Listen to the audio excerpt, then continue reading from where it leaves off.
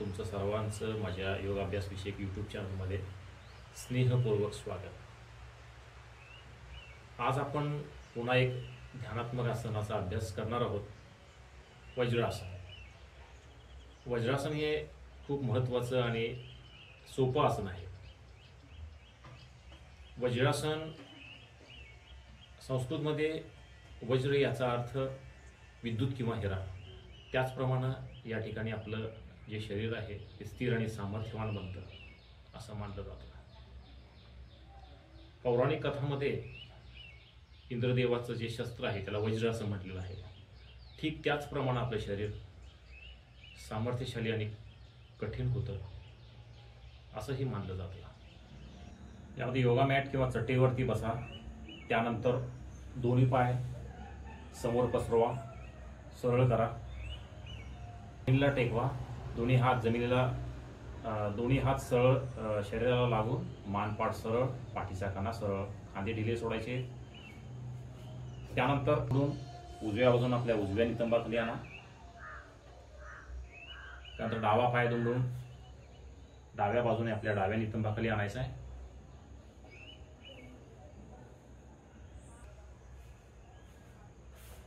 आपले नितंब टाचेवरती ठेवण्याचा प्रयत्न करायचा आहे। टाचेवरती रिलॅक्स राहतील।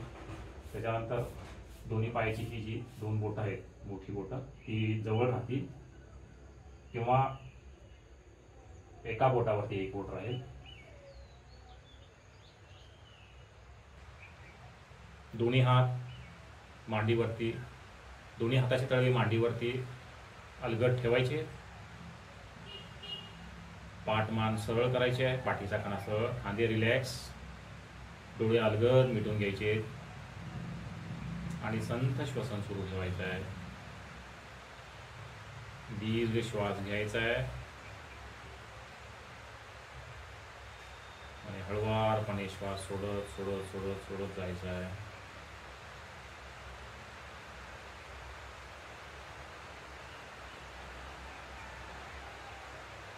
हळवारपणे श्वास सोडला जाईल त्यावेळेला आपलं शरीर रिलॅक्स रिलॅक्स रिलॅक्स रिलॅक्स होत जाईल, याचा अनुभव घ्यायचा आहे।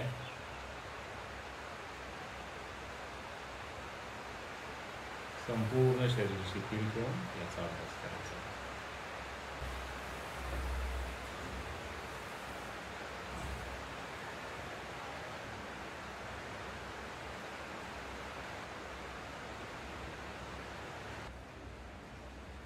वज्रासन हे असं एकमेव आसन आहे की जे आपण जेवण केल्यानंतर लगेच करू शकतो।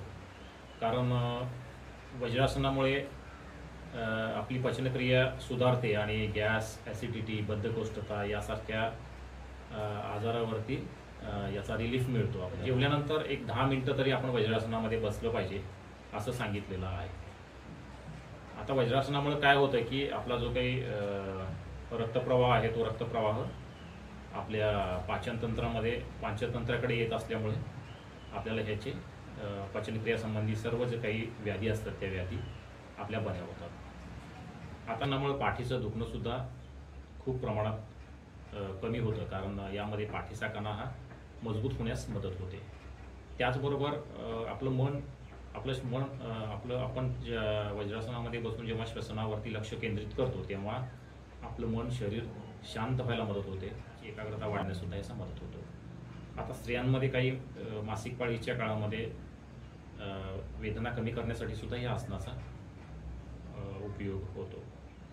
असणाऱ्या रुग्णांमध्ये, सायटिकासारखे आजार असणाऱ्या रुग्णांमध्ये सुद्धा हे आसन उपयुक्त ठरलेलं आहे, कारण या आसनामुळे स्नायूंना आराम मिळतो। आसन जमिनीवरती डायरेक्ट करू नका, कारण याच्यामुळे गुडघ्याला वगैरे त्रास होण्याची शक्यता आहे। तर याच्यासाठी योगा मॅट किंवा चांगल्या चटईचा उपयोग करा। त्याला हे आसन करत असताना आपल्या पायामध्ये, मांडीमध्ये, गुडघ्यांमध्ये, टाचांमध्ये वेदना होण्याची शक्यता आहे, परंतु काही काळजी करण्याचं कारण नाही।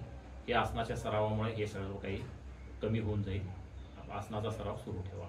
हे आसनाचा कालावधी थोडा थोडा वाढवत जावा, कारण एकदमच आसनामध्ये जास्त वेळ बसू नका। हे आसन पहिल्यांदा 10 सेकंद, 15 सेकंद असं करत तुम्ही 1 मिनिट, 2 मिनिट असं वाढवत तुम्ही याचा जवळपास 10 मिनिट, 15 मिनिट इतका कालावधी करू शकता। आता जे योग साधक आहेत, जे ज्यांना त्याचा चांगल्या पद्धतीनं सराव जमतो हे पहिल्यापासून हे आसन करतात ते जवळपास अर्धा तास या आसनामध्ये बसू शकतात. नेहमीच सराव केला तर जे पोटाचा घेरा वाढलेला असतो किंवा पोटाच्या आजूबाजूला जी चरबी वाढलेली असते तर ती कमी करण्यासाठी सुद्धा या आसनाचा खूप उपयोग होतो. त्याचप्रमाणे दातांचा आणि हिरड्यांचा जो काही फायरिया असा आजार आहे तर त्या आजारामध्ये सुद्धा वज्रासन खूप फायदेशीर ठरलेलं आहे. आसन करताना काय काळजी घ्यावी तर ज्यांच्या काही गुडघ्याच्या शस्त्रक्रिया झालेल्या आहेत, गुडघ्याचं दुखणं आहे किंवा सायटिकासारखा गंभीर आजार आहे किंवा टाचांचं वगैरे खूप दुखणं आहे तर अशा लोकांनी थोडंसं वैद्यकीय सल्ल्यानुसार हळूहळू या आसनाचा अभ्यास करावा. आजचा व्हिडिओ आपल्याला कसा वाटला हे मला कमेंट बॉक्समध्ये जरूर कळवा. आपलं स्नेह असंच राहू द्या. अभ्यासविषयक माहितीसह आपण पुन्हा भेटत राहू. सराव करत राहा, आरोग्यदायी राहा, हसत राहा, आनंदी राहा. वंदे मातरम.